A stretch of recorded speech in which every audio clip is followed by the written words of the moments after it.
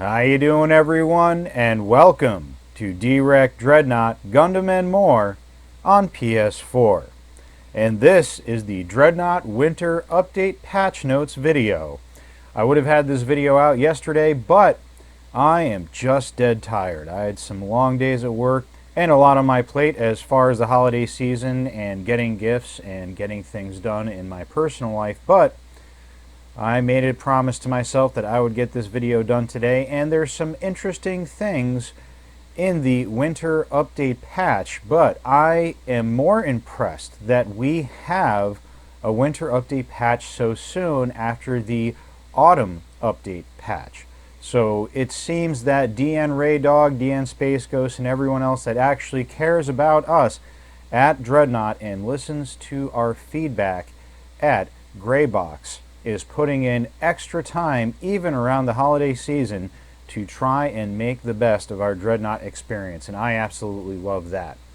The update itself, in my opinion, is a little lackluster, but I think that's because we are so used to huge, massive updates, and they are taking the approach of doing many small updates very frequently to address several problems without disrupting the balance of the game or disrupting our gameplay experience. And hopefully this is a trend that continues. And again, I am very happy to see we are getting so many updates. We are almost at a point where we are getting an update a month, and that is such a beautiful change compared to what we had early last year, and I think that is great.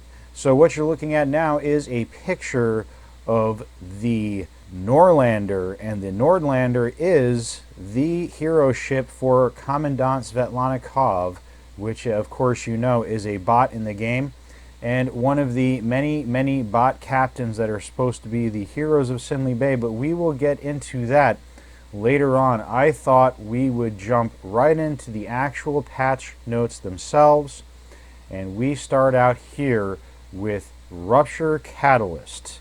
So Rupture Catalyst may have had some problems along with things like stasis ammo and other status effect ammunition types. Now, stasis ammo is very commonly used on destroyers and is still very effective, but there may have been some flaws with its application and usage that I was not aware of, because sometimes I am just running and gunning like a total nut on these maps with some very high tier adrenaline pumping play because of you guys and girls, and sometimes I don't notice the finer flaws of the game, and I think that's just fine.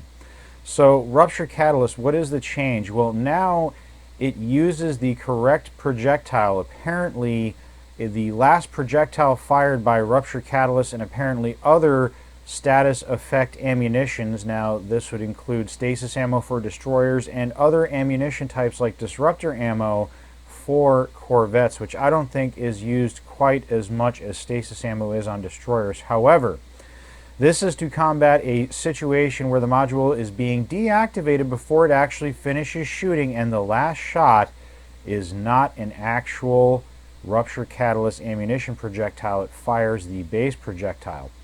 This will also affect other ammo modules. Also increase the projectile speed of this module to 4.5 kilometers per second. So really, within a second and a half to 2 seconds, no matter what ship you are, that ammunition is going to hit its target. So it's much faster than it used to be, and that's really key, because when you are using these types of status effect ammunition modules, you are not firing your main weapon and your DPS goes down, so you need every single shot to count, even the last shot, and you want the shots to be faster so they're more accurate, and that's just great.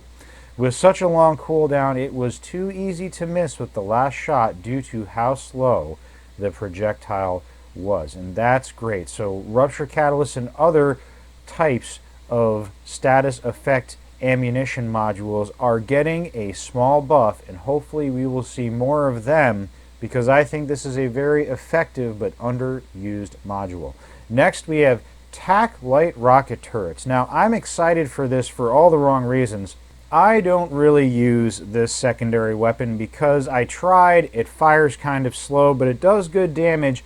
But when it comes down to it, I'm more of a DACA kind of guy, and I want as much ammunition and damage piling on the target with just about every ship I use, with very, very few exceptions. I'm one of the few Vindicta and Brutus captains that regularly uses that destroyer's guns to finish off corvettes or pile on the damage in between module alpha strikes. But the TAC light rocket turrets now has a 100-meter proximity fuse, so you don't have to actually hit the ship that you're firing at. Now, if you get within a reasonable distance of the ship with your shots, they will detonate and apply full damage. What makes this exciting for me is that I had put in my carrier series video the concept of making certain secondary weapons like anti-aircraft cannons or certain kinds of rockets that had proximity fuses on them to take down strike craft and corvettes easier than the current ammunition, since those targets tend to travel very fast. So I think this is a cool concept that could unfold into very neat things in the future. But for now, just know if you take the tactical cruiser light rocket turrets that you do not have to be as accurate with them because they do have a proximity fuse. The UI tooltip update updated some module and ship tooltip information to match current functionality. This just means that a lot of changes have happened over the last couple months, and the UI was unable to keep up because they want to roll out these changes to improve our gameplay experience, and now the tooltip cards are catching up to that, and that's just fine. Appearance sorting now sorts owned to the top of the list when equipping appearance items, including coatings, patterns, emblems, and decals. So I noticed this in the market, but this also applies to your ship. So instead of going through when you're in your hangar and choosing the appearance of your ship, now the things you own are at the top, so you don't have to go through a list of 20 different things. This is really good for me because on the secondary variant of all my ships, I like to try to use off-the-wall paint jobs and parts for skins to make it look kind of cool, as opposed to my very standard issue alpha variant, which is my main build, and I try to make that with the Empire paint job, the Viking Venture emblem, and really sleek skins if I can.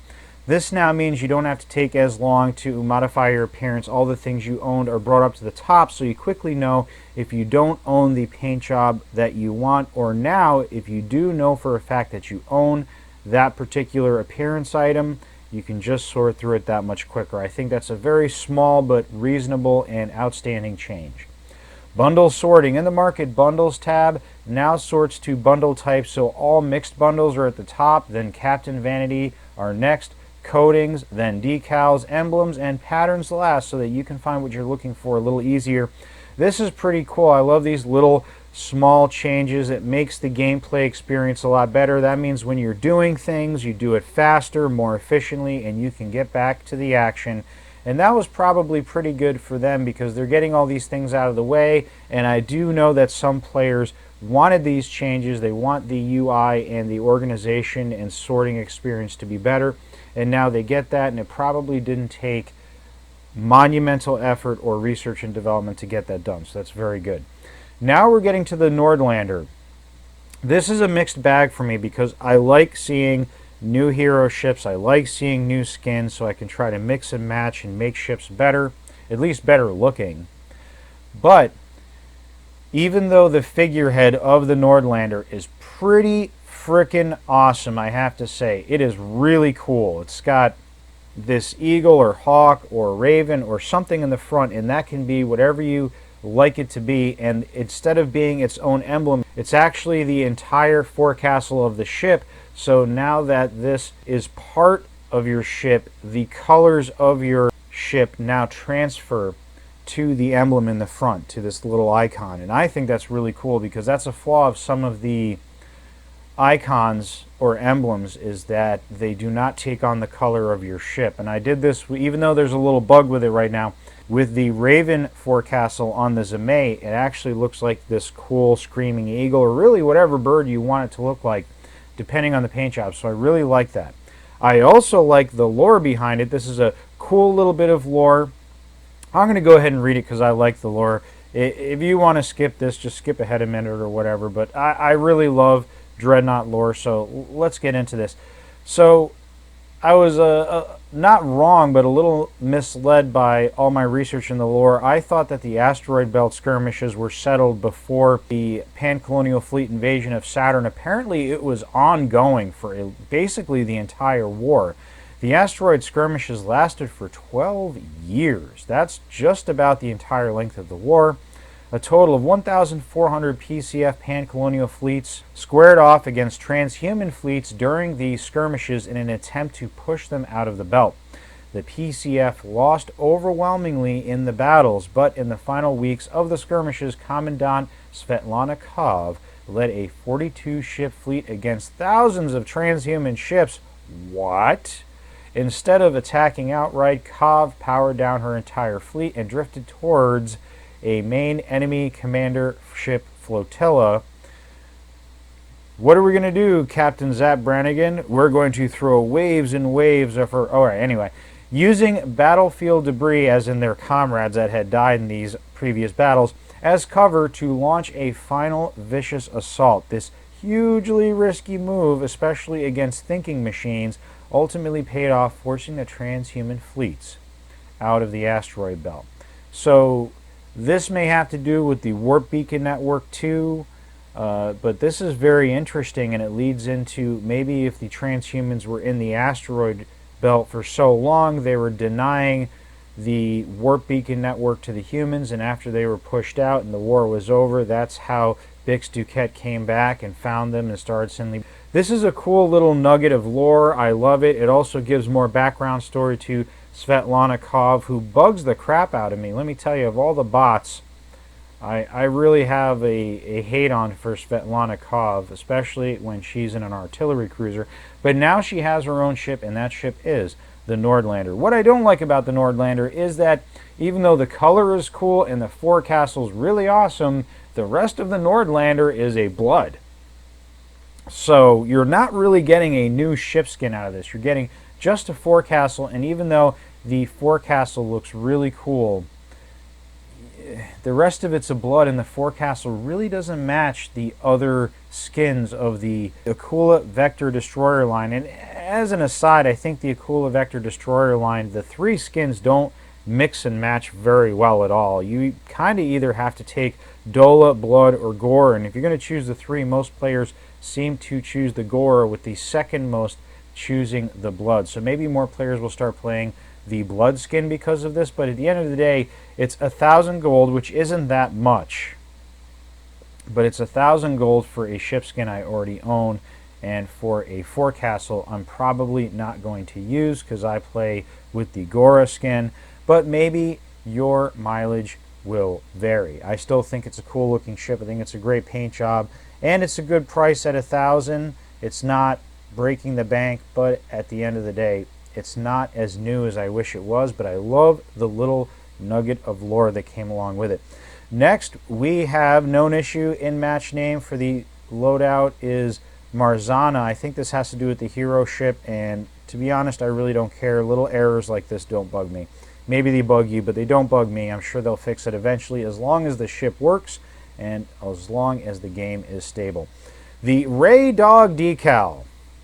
Okay, so this is DN Ray Dog, and DN Ray Dog has been making a lot of appearances on Dread Chat for the last 2 to 3 months. So if you were thinking about joining Dread Chat, this is another reason why you should. If you enjoy legendary play in the game of Dreadnought and you want to play with and talk to the players that play the game the most often in legendary mode, and you also want a backdoor to get the ear of right now one of the primary engineer and developers at Greybox that's actually paying attention to the game and listening to our feedback and doing stuff to help us, and that would be DN Ray Dog along with DN Space Ghost, who works the back end and keeps the game running as stable as he can and also answers your troubleshooting tickets. These two gentlemen are the people at Greybox that care about us the most, and Ray Dog decided to release a cool little decal. It's cute. It's a dog, and it's got a hat, and it looks like it's hanging out the window of your ship. as you're blowing stuff up. It's pretty cool. I'm not going to say go out and buy it because it's the best thing ever, but if you like the decal, you should definitely pick it up.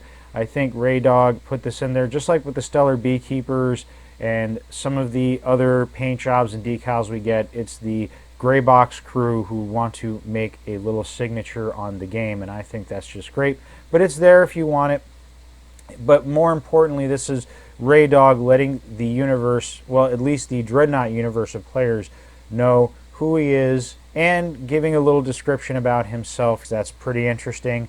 And it's not the only time that some of the lore and some of the backstory of Sinley Bay has been intermixed with real life. I think that's pretty cool. So we have 3 new coatings. We have Silence, Aerofoil Gray, Carrot Syndicate White. 3 new winter tattoos. We have the Mactira Subtle, the Mactira Bold, and Givra. And all of those, I looked at them, they're pretty neat, but they're not as cool as the next one, 2 pattern bundles. Woodland Camo. I think we've been waiting for a good camo pattern for a long time. I made mention of it in my holiday wish list video, and I'm glad that it showed up so quickly. So that's 1 holiday wish down. Fingers crossed, everyone. Hopefully there are many more to come. And there's also the Splinter pattern, so it's good to have those patterns. And now the previous winter items from last year are on sale. So if you missed out last year and you want to get your hands on previous winter items, now you can, and most of them are 50% off, which I think is just great. So that about wraps up the winter update patch notes video. I'm very happy to see that we keep getting updates so frequently and that so many of them target subtle changes in the game that don't wreck game balance and don't tick us off, but make the game better and subtly tweak the game for the better. And I also appreciate all the new market items and all the cool new things going on with the game. So I think that's going to end it for the video right here. I am still very busy and very tired. I'm probably going to sleep as soon as this uploads, but I thought you guys wanted to get the lowdown, get the inside scoop on what's going on with this newest update, and I hope to see many more updates like this. And I hope that all of you have a great holiday season. Please be safe, and you'll be seeing some more content from me over the weekend and next week. And of course, next week I should have some time off, and I want to be playing the game as much as my schedule will allow. Well, that's it from me for now, and I'll see you soon in Sinley Bay.